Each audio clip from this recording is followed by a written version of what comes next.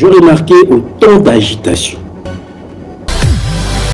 Tu parles de pasteur Moïse Mbié, vous pensez que pasteur Moïse Mbié n'a pas de sang, n'a pas d'eau dans ces veines-là. Dans le veine de pasteur Moïse Mbié n'a pas de sang, pasteur Moïse Mbié n'a pas un cœur. Vous pensez que c'est Mabino. Tu pensez que c'est Babandi Kimi Abino de Bramakasi. Tu pensez que c'est République ou Abino Moko. Vous n'allez pas intimider les gens. Silence, c'est ça synonyme à faiblesse. Bino ndende fera boire la relation na Congo yo. Tu sais que bino ndeka bo voter qui était. Oh ça va bêtise. Les gens vous observent, les gens vous regardent. Vous vous prenez pour des dieux. Vous vous prenez, c'est comme si Bosimbi soutane en Zambé. Naïbiti. Vous vous prenez tellement au point où on excès de zèle et bon misaka. Excès de zèle et bon misaka. Vous êtes tellement trop sûr de vous que vous courez à la perte sans pour autant se rendre compte. Vous courez à la perte sans pourtant vous rendre compte. Continuez à être sûr de vous. Mais sachez-le bien que ces pays nous appartiennent tous. Et si Kamael et Nabine Souki, ne Azambe Bandi. Nzela obino bolimbo kendeli wana. Nzela biso to kendeli. Lukola pasteur Moïse. Alors on a kimia. Au moment ata bateau ba croire na ministère na yi. Ba robima pour na sauver ata honneur à papa na ba. Est-ce que toyeba soki bino nde bosimba ka mandefu ya Jésus, toyeba soki bino nde bovota kaka fachi. Toyeba siko soki justice congolaise eza na maboko na bino. Comme vous croyez de tout puissant. Vous pensez que vous pouvez vous permettre de faire n'importe quoi dans ces pays? Pourquoi biso toze nos côtés? Pourquoi toi na batouté?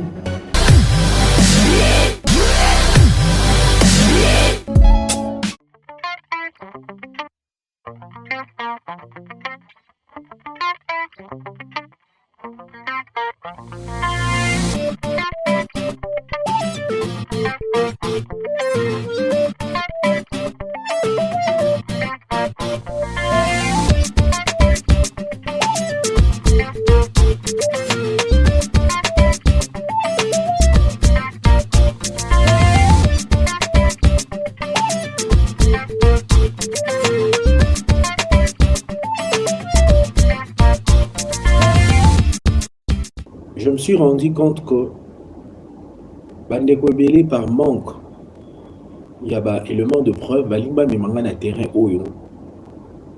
Baïbi qui cause la bénéfique pour l'accord du Christ. Ouais. Et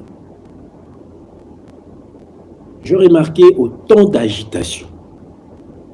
Depuis un certain moment, je remarquais autant d'agitation au point où il y a des lives et tout ça là, matin, midi, soir, matin, midi, soir. Ce qu'on a vendu au vent dans nos lives, on a mouna. Bah, il y a ne serait-ce que n'a l'élément de preuve. La tika le monde élément de preuve, mon retour. Mais ouais, ma langue na moni en tout cas, bah, il y a finga. Bah, il y a finga. Bah, il y a cause la moto makambu. Bah, il y a créer les moto makambu. Alors que la même personne wana demeure, je cite ton nom, la cité du souko monopona la tuque dans bangote. Dans bangote. Tu penses que quand tu parles en français, c'est ça l'intelligence. Obangi sangai te mine en français. Parce que c'est toi, tu es la première personne ici, demeure, je cite ton nom. Je n'en pas date. On a comment na kayata les robe qui nous modifier ba titre il y a ma vidéo là.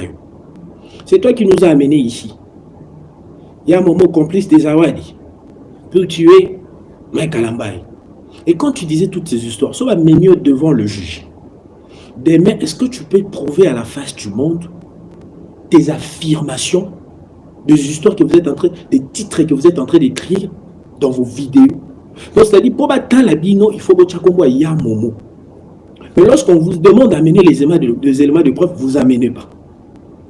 Mais bino so batani comme la bino bangi sa batulu binonde, c'est-à-dire République démocratique du Congo vous appartient. Te pomoni biso ba nyamulenge Autre qui m'a dit génocide na Rwanda, de combattre dans la République démocratique du Congo, alias Demer, la fille des Hachés. Pour venir nous intimider, pour venir analyser avec mes audios. Alors que tout le jour, binon de vous diffamer, binon de vous autres titre, beaucoup ma combo, pour si vous bang bino. To pour si batu ba vandi kimia bino de ma kasi. To pour si république ko eza bino moko. Et puis alors fungola munoko na ye, mais quand je suis content comme on a tangi su comme on demer, parce que là on la yo au sale loko yo ki osala. O bangi sanga te pour za muindo. Mama nga baza muindo. Yo kasi muindo nende bangi sanga ye. Muindo nende bangi sanga tozi pozi soupe soso parole la mbebo. Ozi mascaro tiene elongi. O le ba français, ndo bangi sanga. Viens encore citer mon nom. Je cite ton nom de mère et j'attends voir ce que toi tu vas me faire. J'attends voir ce que toi tu vas me faire. Vous n'allez pas intimider les gens. Silence, c'est ça synonyme à faiblesse. Binonde ndefera bwana ba relation na Congo yo. Tu sais que binonde mukabo vota qui était. So bat na bino bazo kosa bino bazo kensake no bangonde bazana ba entrer. Na niveau ya justice, détrompez-vous. Il faut faire très attention. Dans le temps, on va ça. Binon de bozana bozo c'est la marambo ici là parce que vous que bozo lié ça ba na bino na monga ba bêtiso. On vous a engagé, c'est pas pour insulter les gens, pour tourner les gens contre Pasteur Moïse ou pour monter les gens contre Pasteur Moïse. On vous a engagé dans la compétition Bikoro pour promouvoir votre truc. Et au lieu de se focaliser dans l'objectif, matin, midi, soir dans vos lèvres, il y a un moment. Et quand on va venir vous répliquer, vous allez venir commencer à intimider des gens. On est en train de diffamer. Vous allez commencer à intimider des gens. Oui, vous pensez parce que vous parlez la langue française que vous êtes plus intelligent que les autres.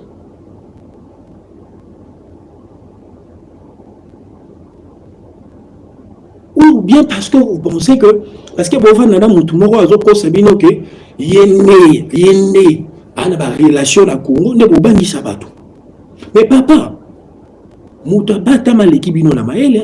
faut faire très attention. Donc quand vous avez un bien, moto oya kapwa boma moto yenda yebaka na moment nini moto ko mebende parce que na Congo les gens pensent que tant bozo loba ba loba te tant bozo commettre ba acte criminel des tentatives des enlèvements, il y a pas de réaction. Vous pensez que binonde boza bokomba tout puissant, vous pensez que binonde boza na makasi ko lega batunyos, vous pensez que binonde boza na ba relation ko lega batunyos.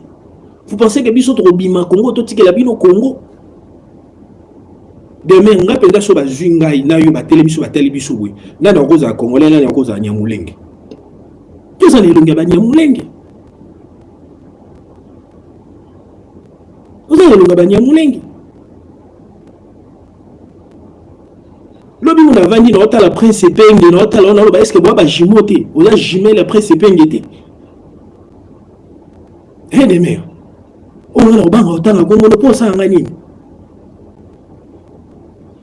posa ngani posa nani po vanda pemena Goulbe. Vous pensez que Goulbe est le tout puissant du Congo? Vous pensez que Goulbe a des relations avec les Kabatunios? Détrompez-vous, ces pays ne vous appartient pas demain. J'ai toutes les dates. Donc tes titres Moïse Mbiye complice, Moïse Mbiye, complice des Awadi, Moïse Mbiye, blablabla. Bla. Quand tu ouvres ta grande gueule, tu parles de Pasteur Moïse Mbiye, vous pensez que Pasteur Moïse Mbiye n'a pas de sang, n'a pas d'eau dans ces veines-là. Dans le veine de Pasteur Moïse Mbiye n'a pas de sang, Pasteur Moïse Mbiye n'a pas un cœur, il peut aussi ressentir, passe, bino, bozo ka passe lelo. Et yo, je mets après c'est penge, oya vandi, tu commences à ouvrir ta bouche, on a encore ouvrir ma bouche, on a encore citer mon nom. Nakobanga mundu na yo nakobanga mascaro tiene longi na soupe soso ba na mbebo to nakobanga kinyamulenge na yo to nakobanga nini. Ma mère aussi elle est noire, on comprend. Donc so quand on est na mundu no bangisa na obimisa mama abiso to biso mama abiso Yon doit élibiso bêtise. Parce que vous pensez que bino de bobi ko finga, vous pensez que bino de bobi ko loba, français est synonyme à maïe l'été yaya. Ko loba français est synonyme à maïe l'été, est synonyme à sagesse. Est synonyme à maïe l'été, synonyme à sagesse. Est synonyme à réussir la vie. Tout bimana complexe wana. Vous savez, lorsque vous venez analyser, argumenter dans la langue française, et vous êtes plus intelligent que les autres personnes, et vous passez bla bla bla bla bla bla bla. Cristiano Ronaldo, c'est un Portugais. Il est très intelligent, il fait des millions, mais il ne connaît pas la langue française. Hein. Messi, c'est un millionnaire. Il est intelligent, parce que pour jouer balle, au mettre à balle, au dribbler mouninga, au kendecho chabi, il faut une technique, il faut une intelligence, une sagesse. Et il gagne des millions. Ce n'est pas la langue française qui le fait gagner des millions. On intimide na nini na mwindu na soupa soso pakolaka na mbebo. To ba mabayo tshaka na sima ta osa ba live. To poza ka pembe na gulbe. Ninga na yo banga bino. No banga bino. Obagena azima kolwana jo chabolo kwa libata lo mbuta masobe. Obongo yo mokozo mona te yonde muzawana. Est-ce que yo va congolais en photo ça la recensement? Yango en tout cas Denis Kadima, excellence Denis Kadima. Avant que nous ayons l'élection, nous devons recenser. Photo ça la recensement to baba Nyamulenge, to baba congolais parce qu'il y a des Nyamulenge baba venir Congo yo. Babota ba congolais ba mo kantia ba ba congolais puisque ba congolais ba mo moko.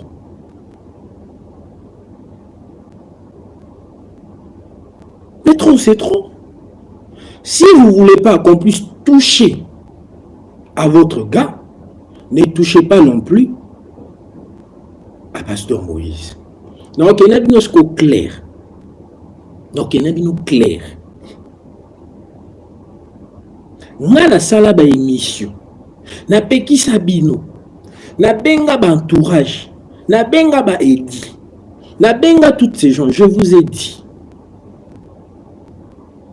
Si on veut laver quelqu'un, on peut bien le faire sans pour autant accuser un autre pasteur. Je vous ai demandé ça plusieurs reprises. Pendant ce temps-là, Bino de Bondé pour multiplier les émissions. Oh, zongi sa piano. Piano depuis la fois depuis la l'église Bino. Oh, zongi sa piano. Oh, zongi sa mutuka. Oh, zongi sa mapang. Bino bateau besoin de la compétition bikoro. Pourquoi la compétition bikoro? Tout ce que pasteur Moïse Mie Azanango, il doit ça à la compétition bikoro. Bino ce que batouan la compétition bikoro. Nini o la compétition bikoro et ça les libino. Yomoko la fille des Zachés. Oza piéton. Oza piéton. Ok, na rotika moi en classe. Na makolo. Na soya nga bandeko mo balagana kisangani wala batindelanga toleka. Ba rotika la mata na porte ndako.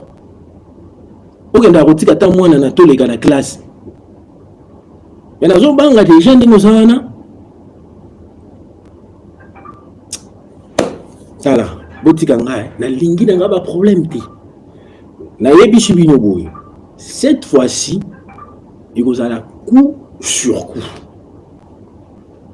Vous allez venir insulter, moi je vais vous recadrer. Nous allons parce que nous avons l'issue de l'autre. Je vais vous dire une chose. Nous avons battu l'équipe de Namaïl. Si on vous fait croire, si on vous met des histoires dans la tête, parce que vous êtes à côté de Goulbé, Goulbé l'homme le tout puissant. Vous voulez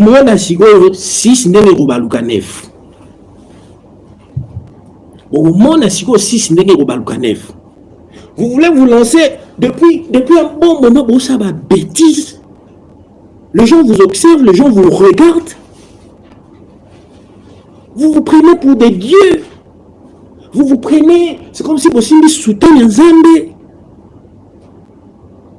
Tant que vous êtes au bout de la moka oyo, est-ce que Bino Bozalaki? Tant que vous êtes au bout de l'état des droits, est-ce que Bino Bozalaki? Tant que vous êtes au bout de la gaz, est-ce que Bino Bozalaki? Tant que vous êtes au bout de la misu. ba gaz lacrymogène et ça m'a mis sous pasté. Est-ce que bino bozalaki?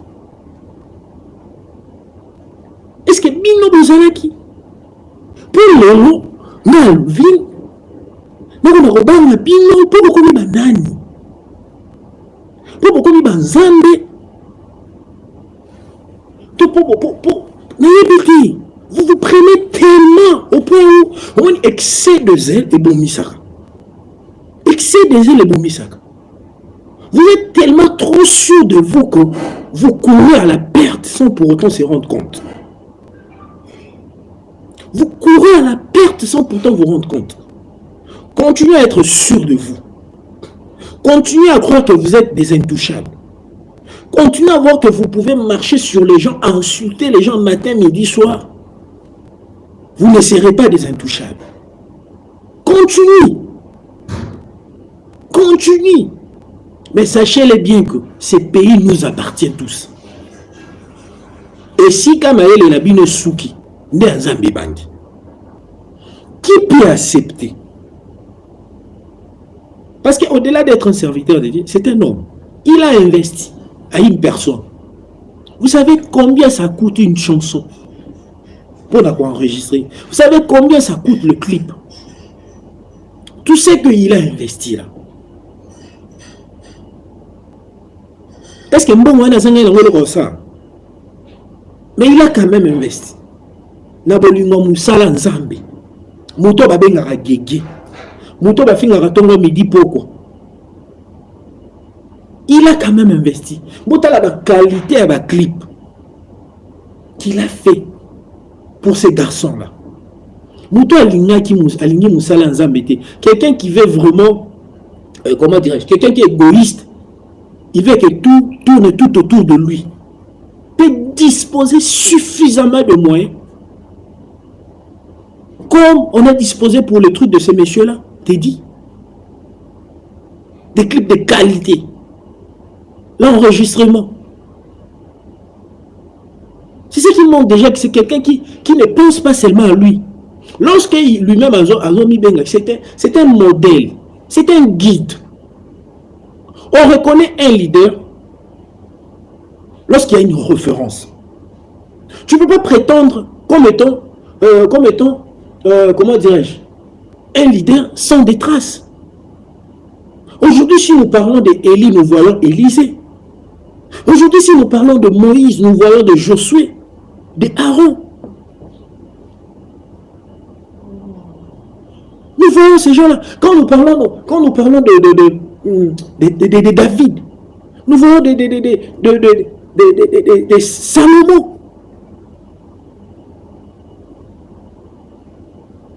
Il n'y a pas un modèle sans une référence. S'il était vraiment égoïste, est-ce qu'il pouvait vraiment disposer suffisamment de moyens pour ces garçons-là? Vous sentez que ça, c'est vraiment du billet. Et le petit décide de partir. Ok, libre à lui. Il fait son chemin, libre à lui. Alors, comme moi, j'étais venu démasquer l'air plan. Alors ça, moi, on a chanté Babichia Lungwa. Et quand il va quitter, le col les a qui bangonne moutou, bazay na besoin bazoyer.